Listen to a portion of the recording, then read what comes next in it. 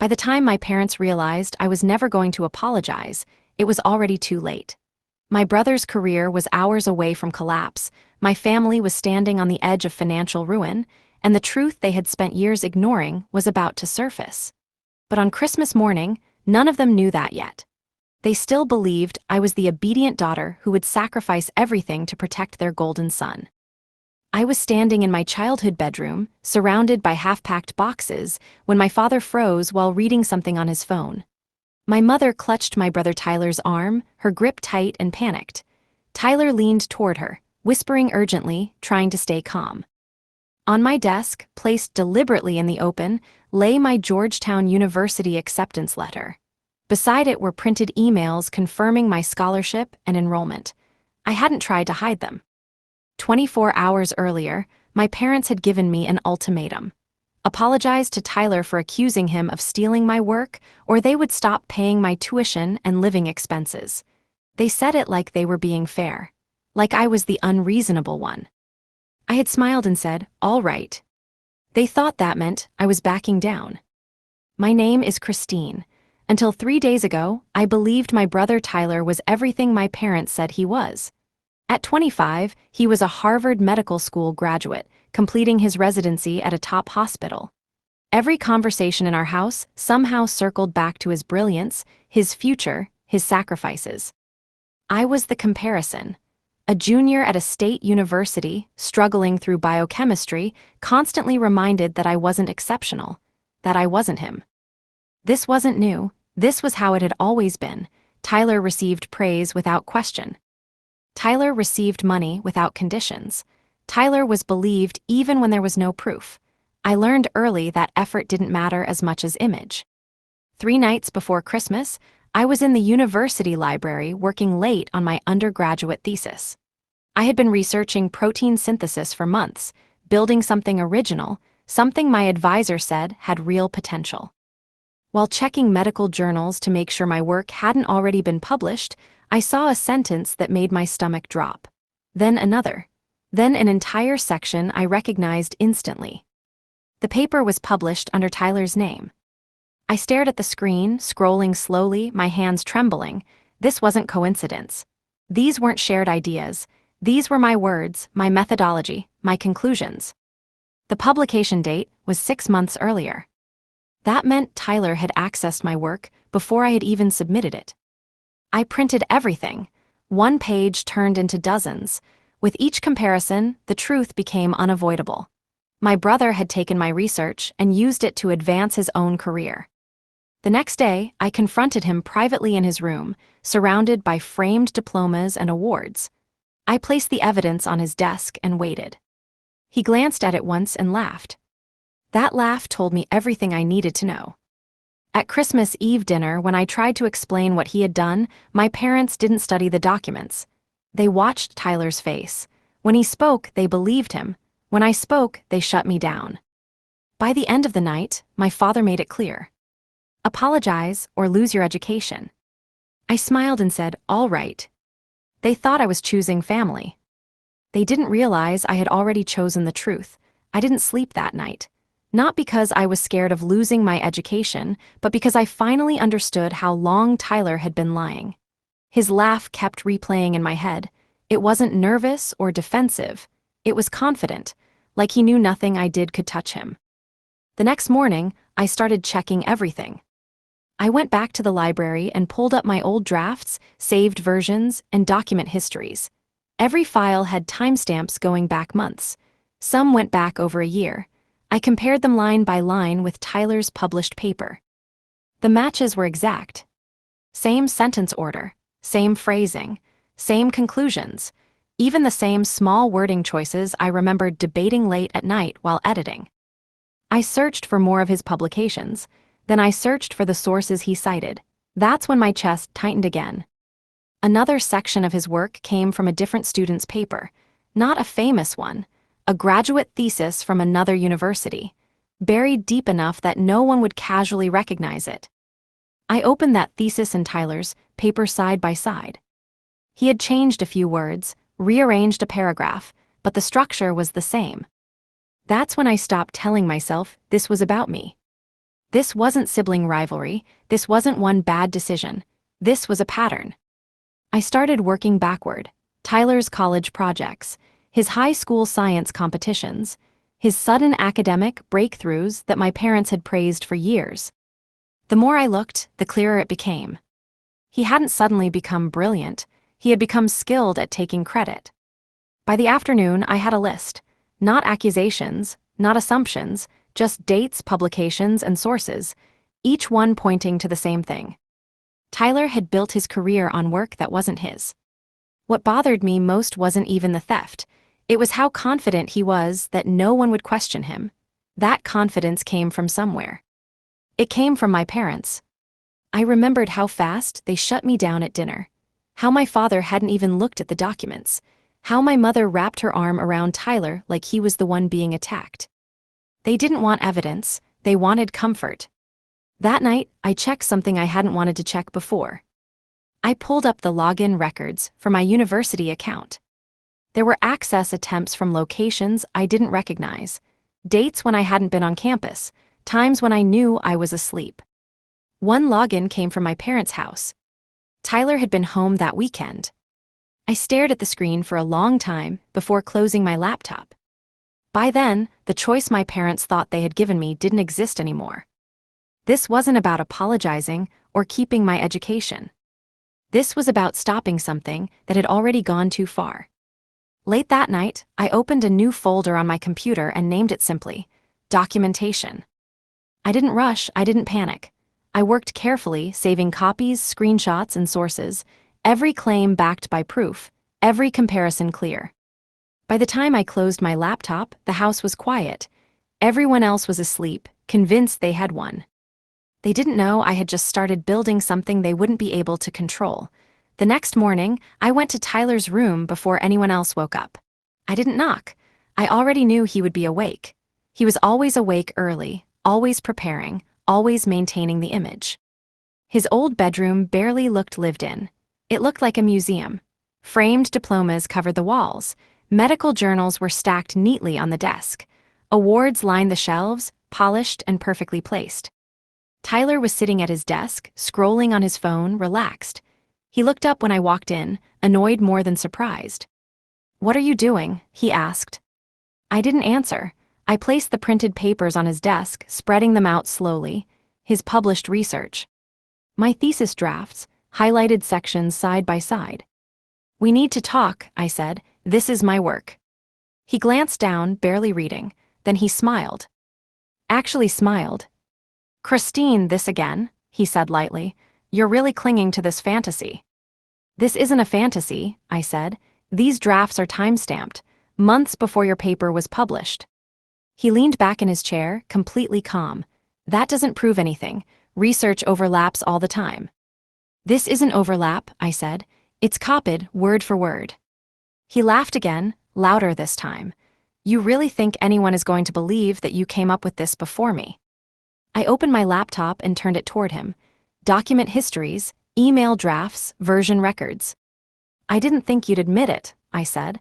"I just wanted to see if you'd even try to deny it." His smile faded slightly, but not enough.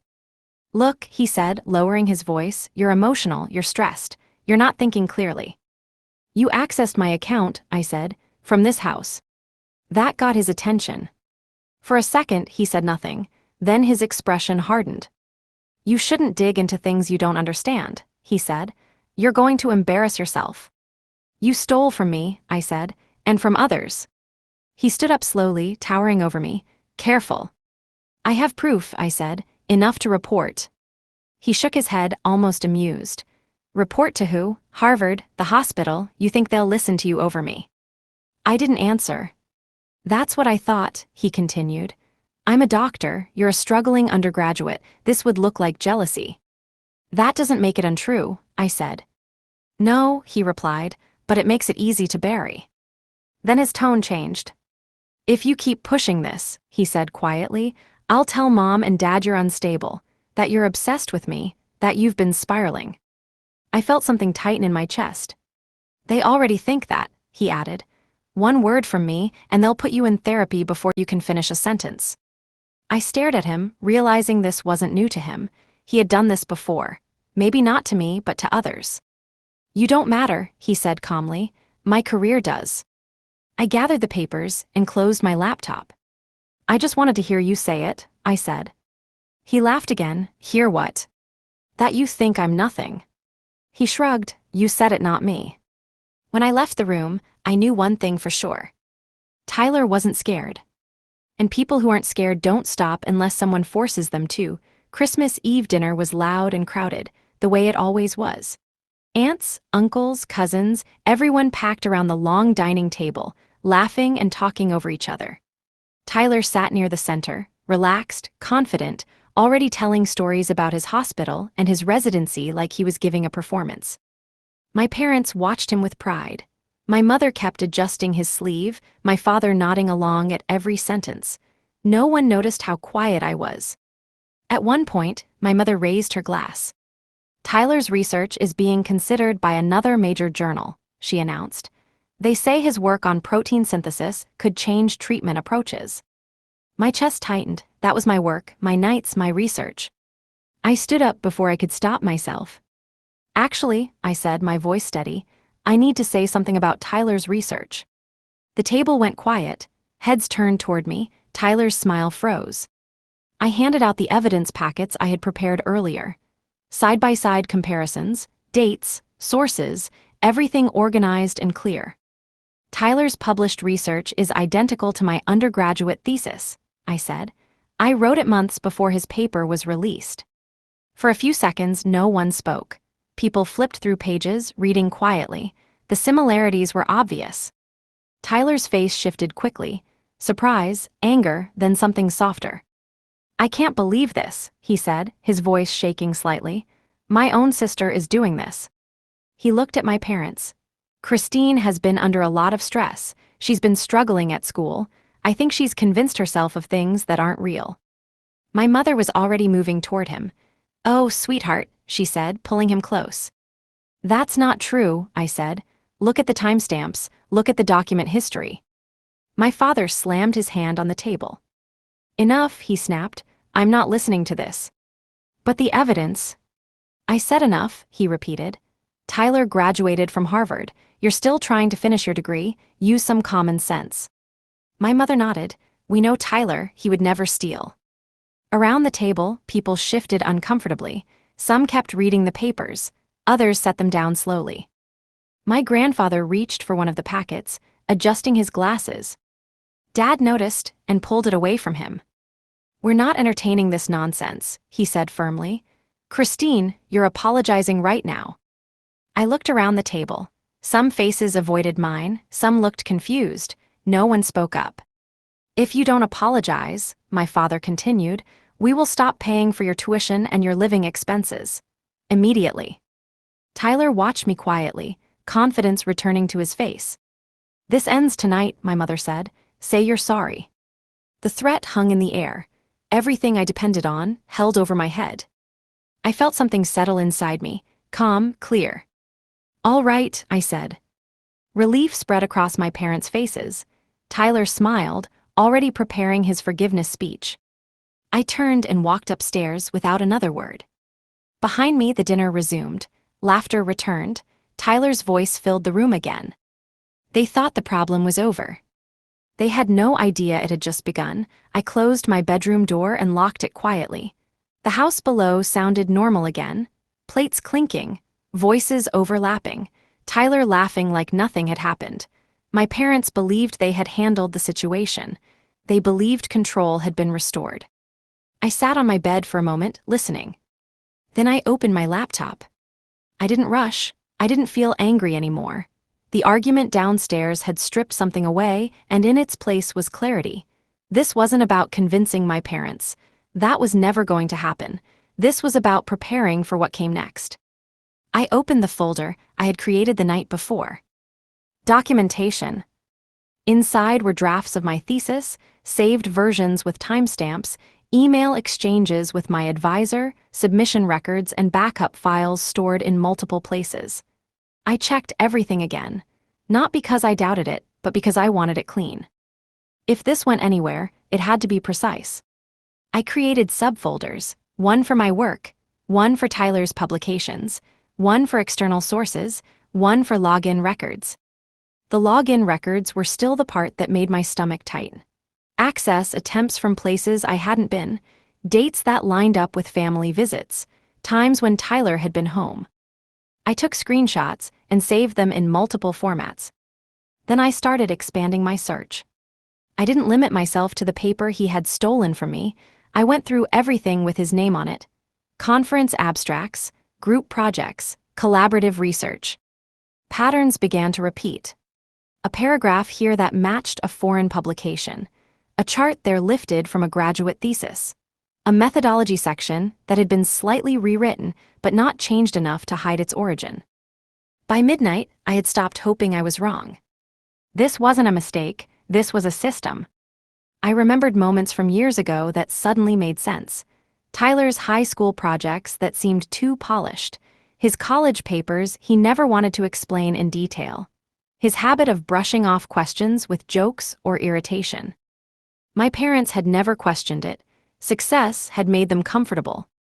Around 2 a.m., I opened a new document and started listing institutions. Not emotionally, practically. Universities, journals, licensing boards, hospitals. I didn't write accusations, I wrote facts, dates, sources, comparisons. By the time the house went completely quiet, I had something that no one downstairs could dismiss as jealousy. I also opened another folder. Georgetown. I reread the acceptance letter, the scholarship confirmation, the housing agreement.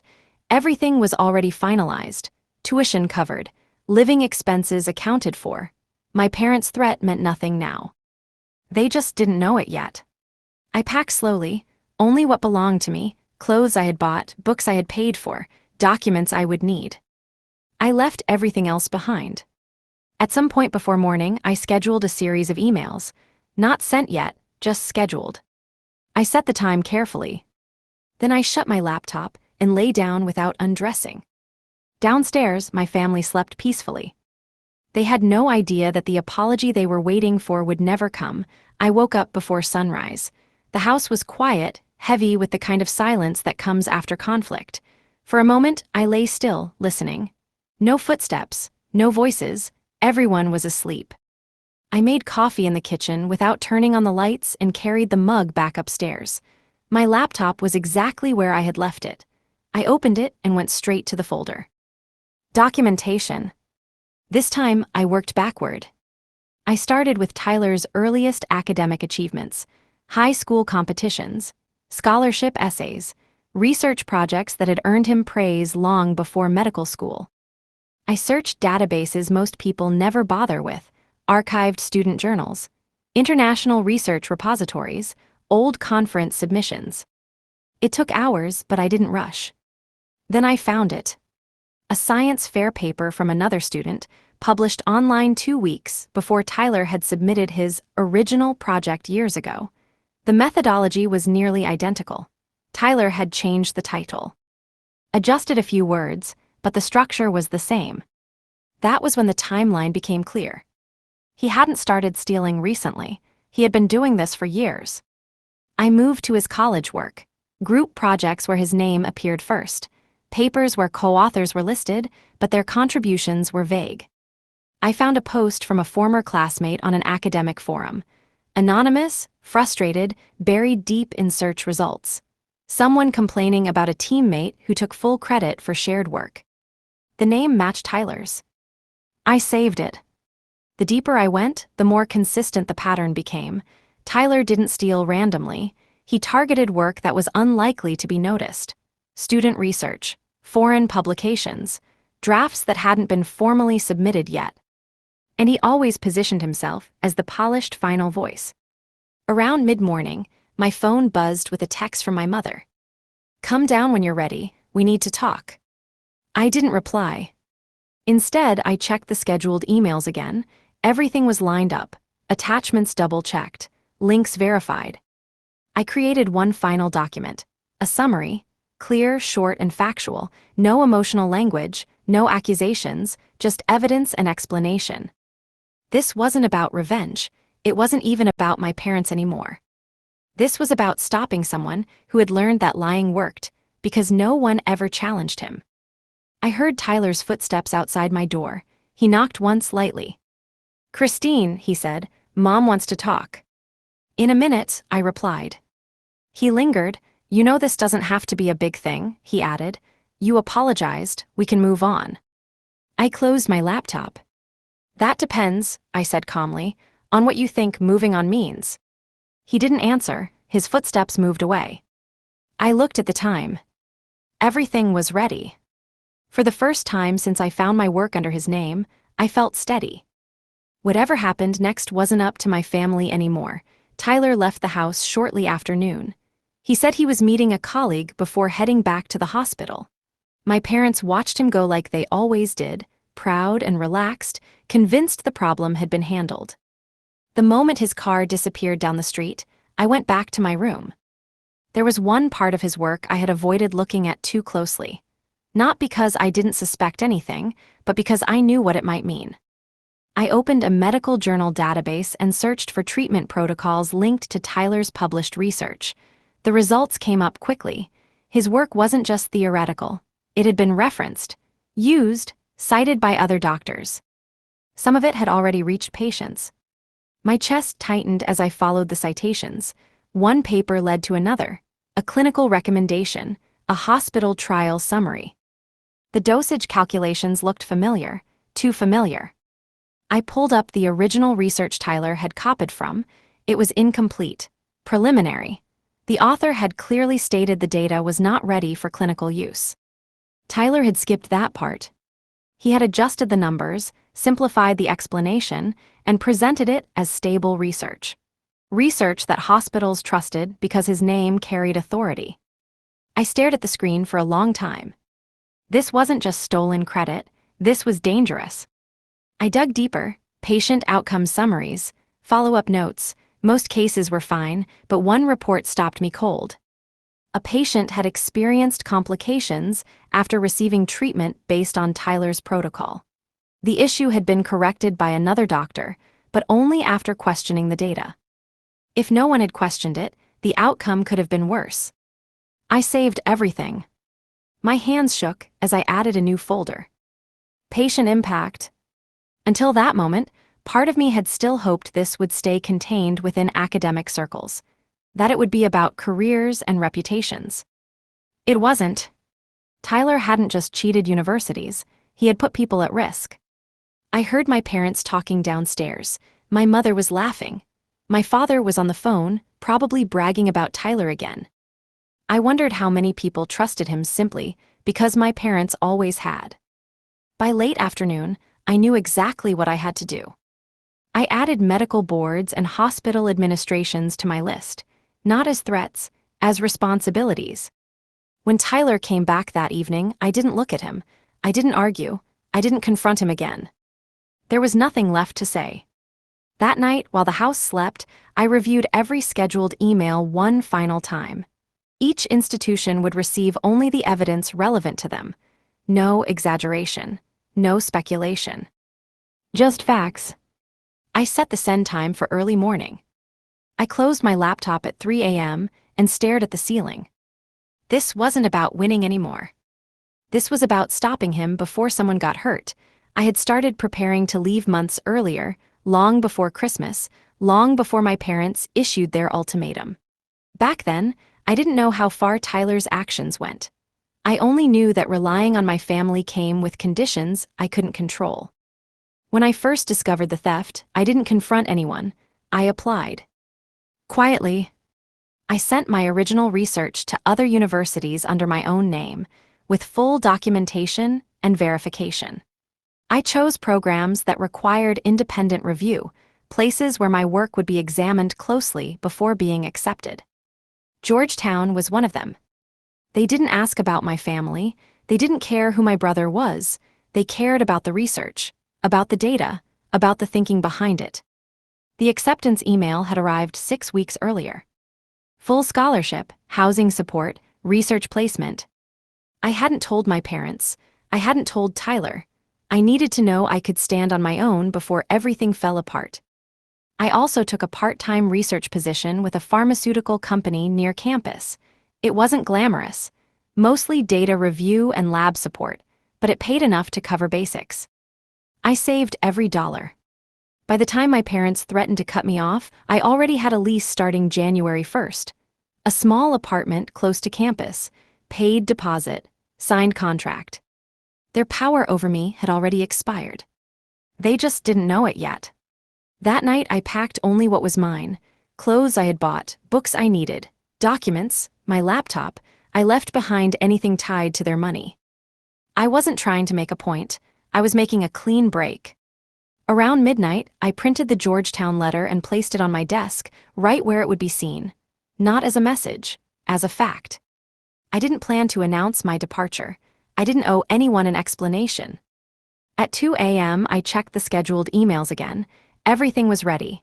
Institutions, journals, boards, hospitals. Each one would receive what they needed to know. No more, no less. I wasn't going to argue with my parents again. I wasn't going to defend myself. The truth didn't need defending. When I finally lay down, I felt something unfamiliar. Relief. By morning, I would no longer be their dependent daughter. I would be a person acting on her own decisions. And whatever happened after that would be out of my family's control. By early morning, the house was awake again. My parents moved around the kitchen like everything was normal. My mother hummed while making breakfast. My father read news on his phone. No one mentioned the night before. I stayed in my room. This was the last part that required precision. I opened each evidence folder one by one and tailored the reports carefully. What a university needed to see wasn't the same as what a hospital or medical board needed. I didn't overwhelm anyone. I didn't dramatize anything. For Harvard, I focused on academic integrity, side-by-side comparisons, publication dates, original sources, clear proof of plagiarism across years. For the journals, I highlighted duplicated sections, altered wording, and misattributed conclusions. I included original drafts, submission timelines, and links to the original author's work.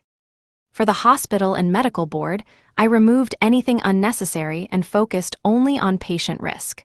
Protocol references, citation chains, evidence that preliminary research had been used as finalized treatment guidance. Every report was short, direct, and supported. No opinions, no emotions. I named the files clearly. I labeled every attachment. I made it impossible to misunderstand what was being shown. Then I created one final document for myself. A timeline, 7 years long, every major achievement Tyler had claimed, lined up against where it came from. Seeing it laid out like that made everything feel smaller and heavier at the same time. This wasn't genius. This wasn't brilliance. It was repetition. I checked the scheduled emails again, each one set to send automatically at exactly 8 in the morning, enough time for offices to be open, early enough to land before anyone could interfere. I didn't want to be dramatic about it. I didn't want to watch the send button. Automation felt right. Downstairs, Tyler came home. I could hear his voice, relaxed, confident. He joked with my father. My mother laughed too loudly. I stayed silent. At 7:45, I packed my last bag. At 7:50, I carried it to my car and placed it in the trunk. No one noticed. At 7:55, I sat back on my bed and opened my phone. 5 minutes. I didn't feel nervous. I didn't feel excited. I felt finished. When the clock hit 8:00, my phone buzzed once. Then again, delivery confirmations, one by one. Sent. I closed my eyes for a moment and let out a breath I hadn't realized I was holding. Whatever happened next was no longer in my hands. I went downstairs a few minutes after 8 like it was any other morning. My parents were already in the kitchen. My father was pouring coffee. My mother was scrolling through her phone, smiling at something Tyler had sent her. Tyler walked in a moment later, still relaxed, still confident. He looked at me and nodded like nothing had changed. "Morning," he said. "Hope you slept well." "I did," I replied. He poured himself coffee into his favorite mug, the one with his medical school logo on it. My parents watched him the way they always did, like the day was already a success. At 8:03, Tyler's phone buzzed. He frowned slightly and glanced at the screen. His expression didn't change much, probably an email from work. He put the phone face down on the counter. At 8:05, it buzzed again. This time he picked it up, his eyebrows pulled together as he read the sender name. He turned the phone slightly, angling it away from everyone else. At 8:06, my phone buzzed. Confirmation responses, acknowledgements, receipt notices.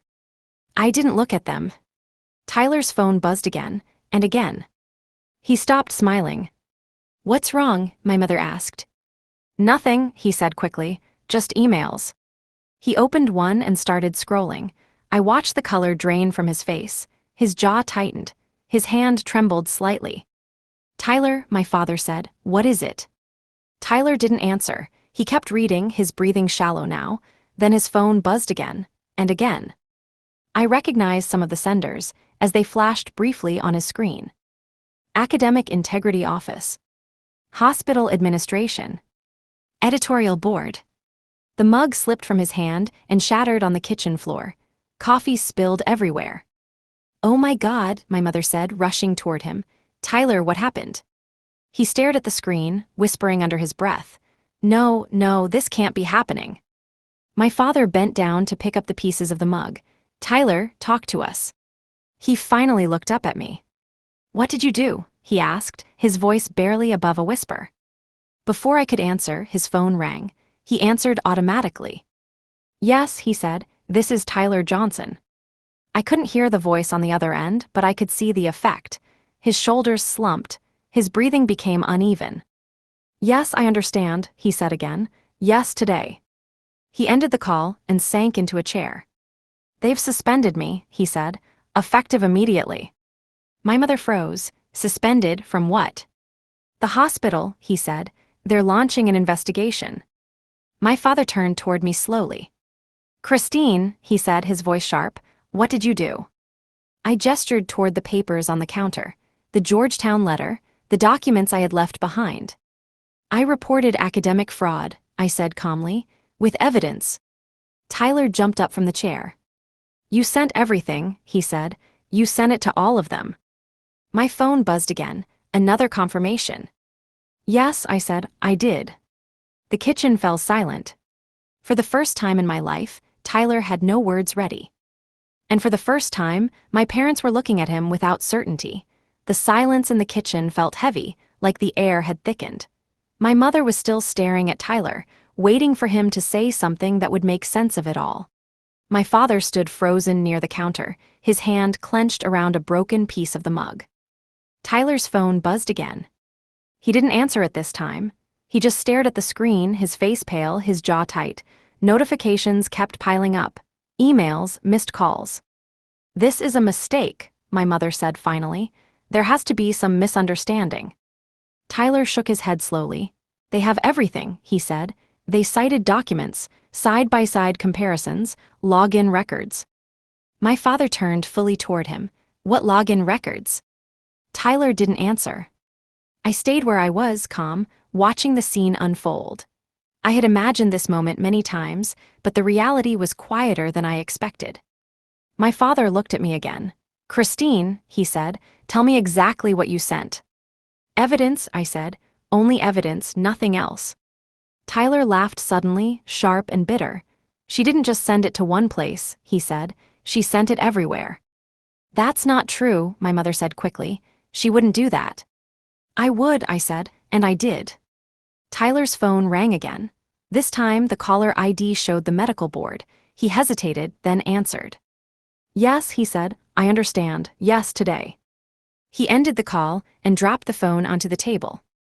"They're reviewing my license," he said. "They want a meeting, immediately." My mother covered her mouth. "Your license?" My father sat down slowly. "Tyler," he said, quieter now, "is there something you need to tell us?" Tyler looked between them, then at me. His confidence was gone. In its place was panic. "This went too far," he said, his voice rising. "Christine, you can still fix this. Call them. Tell them you were wrong." "I won't," I said. "You don't understand," he snapped. "This could end my career." I met his eyes. "It already has." My father rubbed his temples. Christine, if this isn't true. It is, I said, and you know it now. The room filled with the sound of Tyler's phone, vibrating again and again. Every buzz made him flinch. My mother started crying quietly. Why would you do this? She asked me. Why would you destroy your own brother? I didn't destroy him, I said. I told the truth. Tyler slammed his hand on the table. You're jealous, he shouted. You always have been. No one answered him. For the first time, his words didn't work. And for the first time, my parents didn't immediately defend him. The next call came through the landline. The old phone my parents refused to replace rang sharply, cutting through the tension in the kitchen. My father answered it with a stiff, practiced greeting. His posture changed almost immediately. Yes, he said, this is his father. I watched his face as he listened. The color drained slowly, the way it had the first time Tyler's phone started buzzing. He put the call on speaker without saying a word. This is Dr. Fernandez from Massachusetts General, a calm voice said. I'm calling regarding Dr. Tyler Johnson. Tyler stiffened. After reviewing the documentation we received this morning, Dr. Fernandez continued, we've decided to terminate Dr. Johnson's residency effective immediately. This is no longer a suspension. My mother let out a small sound, half gasp, half sob. Terminate? My father asked. Yes, the voice replied. We have serious concerns about research integrity and patient safety. An internal review is already underway. Tyler shook his head violently. That's not fair, he said. You can't do that. Dr. Johnson, the voice said evenly, we can and we have. You are no longer authorized to represent this hospital in any capacity. The call ended. No one spoke. My mother sat down heavily at the table, her hands trembling. My father stared at the phone like it might ring again and undo what he had just heard. Tyler backed away from the counter, running a hand through his hair. This is because of her, he said, pointing at me. She did this. My father finally looked at the documents I had left out. He picked one up, then another. His eyes moved slowly across the pages, reading instead of reacting. These dates, he said quietly, Christine's drafts are older. My mother shook her head. No, she whispered. No, that can't be right. Another phone buzzed. This time it was my father's. He answered it with shaking hands. Yes, yes, I understand. Scholarship repayment. His voice broke slightly on the last words. When he hung up, he sat down without looking at anyone. Harvard is revoking Tyler's degree, he said. They want the scholarship money back. Tyler froze. They can't do that. They are, my father replied. The kitchen felt smaller, the walls closer. My mother looked at Tyler like she was seeing him for the first time. Tell me this isn't true, she said. Tell me you didn't steal. Tyler opened his mouth, then closed it. Silence answered for him. For years, my parents had protected an image. In one morning, that image had collapsed.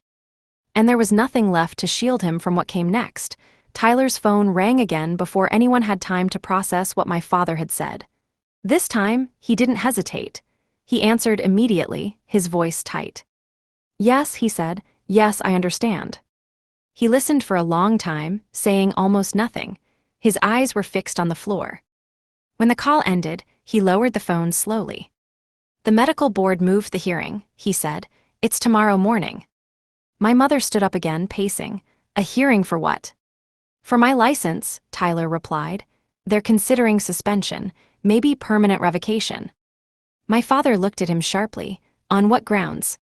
Tyler swallowed. Academic fraud and patient risk. That phrase changed everything. Patient risk, my mother repeated. What does that mean? I spoke before Tyler could twist it. It means some of his research was used in treatment protocols, I said, and some of it wasn't ready to be used on patients. Tyler spun toward me. You didn't have to include that. I did, I said, because it matters. My father ran a hand through his hair. Were patients hurt? Tyler hesitated, too long. One patient had complications, he said finally. They caught it in time. My mother sank back into her chair. You use stolen research to treat people. It wasn't like that, Tyler said quickly. I adjusted the data, I simplified it. You didn't understand it, I said. That's the problem. Tyler slammed his hand on the table. You're enjoying this. No, I replied. I stopped you. The room fell silent again. My father stood and walked to the counter where the documents lay. He picked up the timeline I had prepared. 7 years. He followed it from top to bottom without interruption. You did this for 7 years, he said quietly. Tyler didn't respond. My mother started crying openly now. We defended you, she said to Tyler. We threatened her education for you. Tyler looked away. Another call came in. This time, it was from the hospital's legal department. My father answered on speaker. They were reviewing all patient cases Tyler had been involved in. If errors were found, malpractice claims would follow. When the call ended, my father sat down heavily. This isn't just your career, he said to Tyler. This is criminal. Tyler finally looked scared. The shield that had protected him for years was gone. And everyone in the room knew there was no way back. The phone calls didn't stop. They came one after another, stacking on top of each other until the house felt like it was under siege. My father stopped answering for a moment, just staring at the screen like he was afraid of what the next call would confirm. My mother kept pacing between the table and the sink, wiping her hands on a towel that was already dry. Then the call came that changed the tone of everything. My father answered it on speaker without thinking. This is the university's legal department, the voice said. We're calling regarding repayment of scholarship funds. My father straightened. Repayment. Yes, the voice continued. Because the degree was obtained through academic fraud, all financial support is considered invalid. The total amount owed is $253,000, not including administrative penalties. My mother let out a sharp breath. That's not possible. It is, the voice said calmly. You'll receive formal documentation within 48 hours. The call ended. No one spoke. That number sat in the air, heavy and solid. My father leaned forward, elbows on his knees, his face in his hands. We don't have that kind of money, he said quietly. Tyler stood frozen. They're bluffing, he said. They can't expect. They can, my father interrupted, and they will. My mother turned toward me, her eyes red. Christine, she said, her voice breaking, you didn't think about what this would do to us. I did, I said. I just didn't choose to lie to protect him. Tyler laughed bitterly. So this is it, he said. You ruined everything. You did, my father said, surprising both of us. Tyler stared at him. What? You did this, my father repeated. Not her. The room went quiet again. Another call came in. This time, it was from their insurance agent. The words malpractice and liability came up more than once. When my father hung up, his face looked older than it had that morning. They're saying our personal assets could be at risk, he said. The house, savings. My mother sank into a chair, shaking. How did we not see this? No one answered. Tyler paced the room, running his hands through his hair. I'll fix it, he said. I'll explain. I'll tell them she's unstable. I met his eyes. I backed everything up, I said. Multiple places, independent verification. He stopped pacing. For the first time, Tyler looked small. The family that had always protected him was now realizing the cost of that protection. And there was no one left to blame but him. Tyler snapped. It wasn't loud at first. It started as pacing, then muttering, then sharp laughter that didn't match anything happening in the room. He stopped in front of me, eyes wild, face tight. You think you're smart, he said. You think you've won. I didn't come here to win, I said. You destroyed our family, he shouted. You could have stayed quiet. You could have apologized and let this go. And let you keep doing it, I replied. Let you keep lying. He lunged toward the coffee table where my laptop was sitting. My mother screamed his name, but he didn't stop. He grabbed the laptop with both hands. I'll delete everything, he said. Your research, your evidence, all of it. I didn't move. That won't help, I said calmly. Everything is backed up, multiple locations, independent servers. He froze, the laptop still in his hands. You're lying, he said. I'm not. My father stepped between us and took the laptop from him.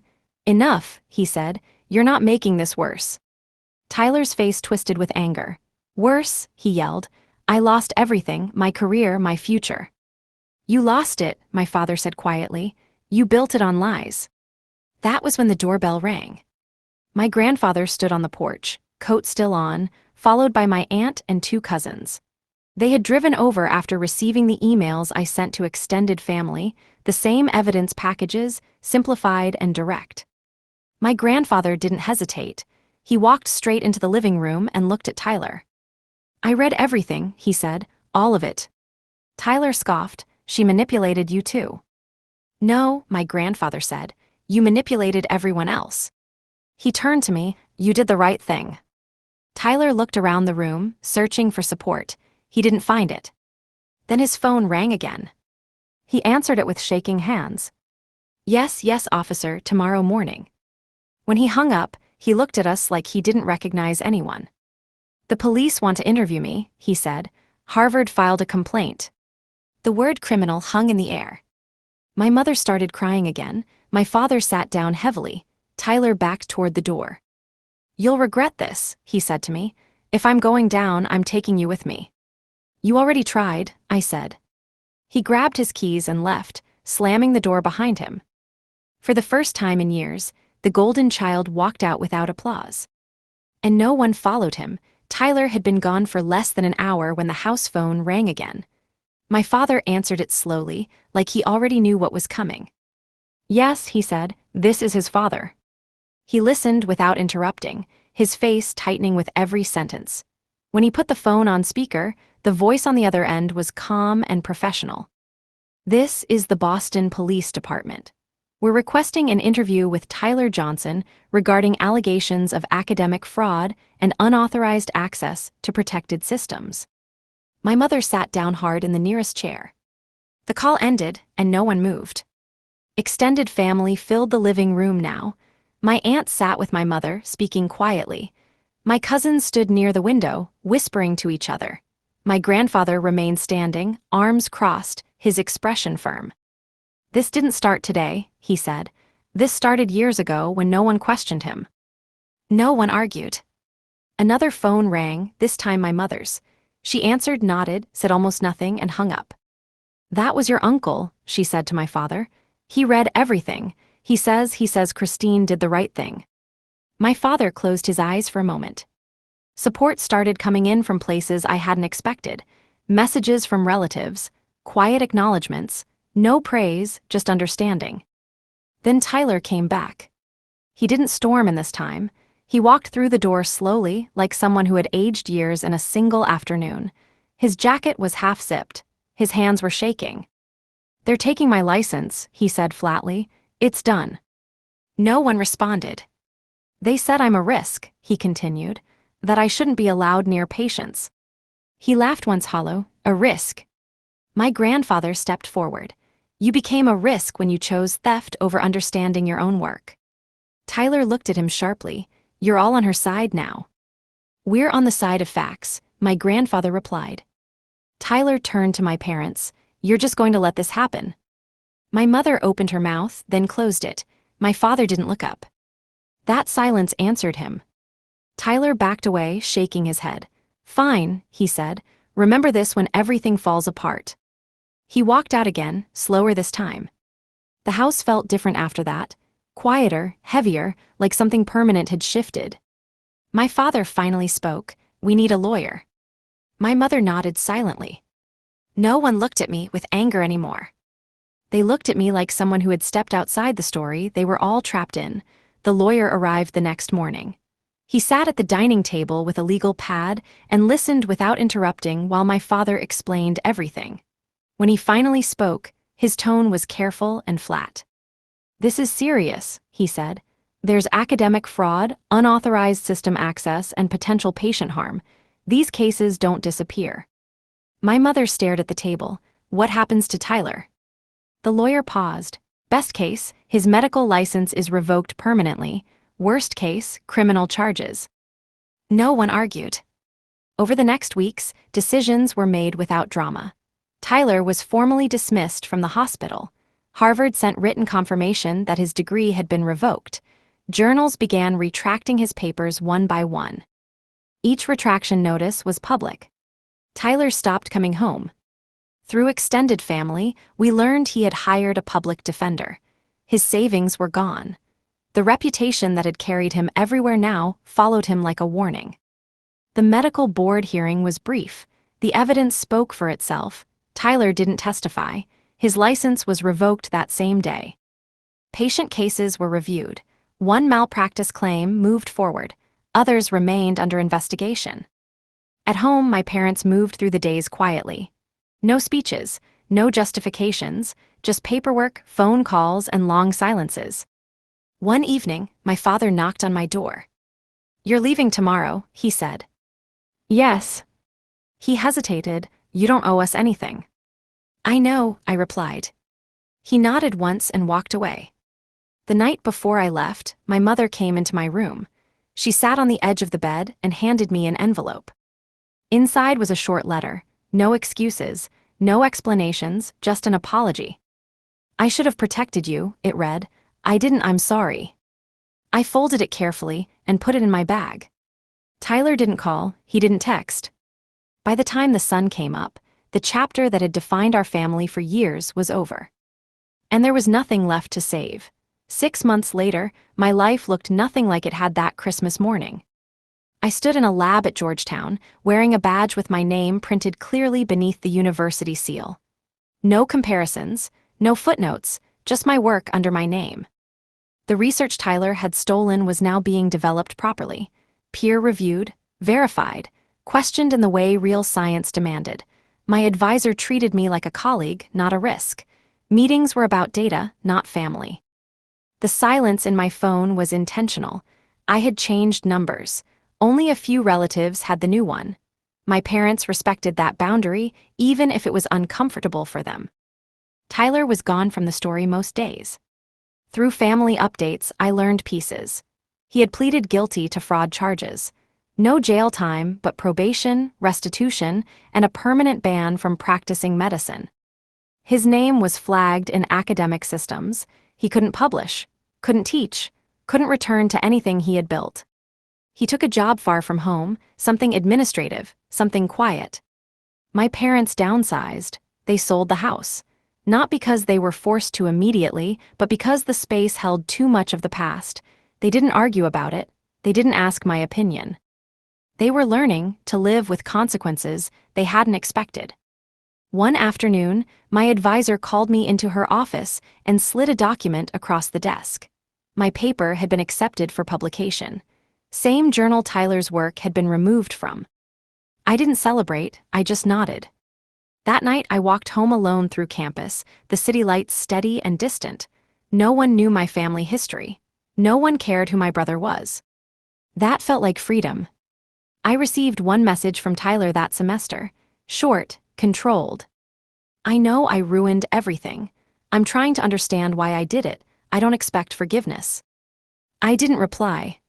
Some things didn't need closure. I had moved forward, not by winning, but by stepping out of something that had never been fair. And that was enough. The family didn't fall apart the way I had once imagined. It changed shape instead. Monthly dinners resumed in a smaller apartment. Fewer people, shorter conversations, no speeches about success, no comparisons. My parents listened more than they talked. My mother asked about my research, not to brag, but to understand. My father stopped offering advice unless I asked. It felt unfamiliar, but real. They didn't ask me to forgive Tyler. They didn't ask me to reach out. They didn't defend him anymore. That mattered. Extended family stayed in touch. Quiet messages, occasional visits. No one tried to rewrite what happened. The evidence had ended that possibility. My grandfather came to see my lab once. He stood behind the glass, watching me work, hands folded behind his back. "This is yours," he said, "all of it." I nodded. Tyler stayed away. When his name came up, it was factual, not emotional, not dramatic. "He's in therapy. He's working. He's staying out of trouble." That was it. The absence of chaos felt strange at first. I kept waiting for another confrontation, another accusation. It never came. I realized then how much energy I had spent bracing myself.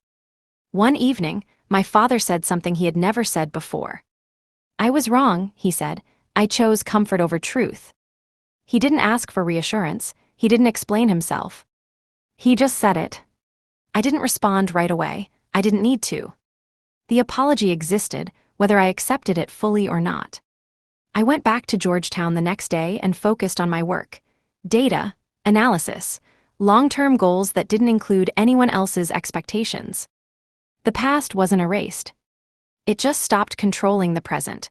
The moment that stayed with me wasn't the phone calls, the hearings, or the public retractions. It was standing alone in the lab late one evening, reading my name printed at the top of a paper that existed because I had done the work myself. No one had given it to me, no one had protected it, it stood on its own. The career Tyler tried to build collapsed because it depended on other people staying silent. Mine moved forward because I didn't. I was accepted into a combined research program the following year. Full funding, clear expectations, no questions about where my work came from, no need to explain my past. My parents adjusted to a quieter life. Fewer illusions, fewer performances. They learned slowly that admiration built on lies always demands a price. Tyler stayed distant. We exchanged occasional messages. Neutral, controlled. He never asked to come back into my life. That was fine. What mattered was that the story no longer revolved around him. I built a routine that belonged to me. Work, study, people who judged me by what I did, not who I was related to. Sometimes I thought back to that Christmas Eve dinner, the moment I said all right, the moment everyone thought I had surrendered. I hadn't. I had stepped out. And once I did, everything that had held power over me lost it. That was the end of the story. Not because anyone won, but because the truth finally stood without needing permission. You have reached the end of the text.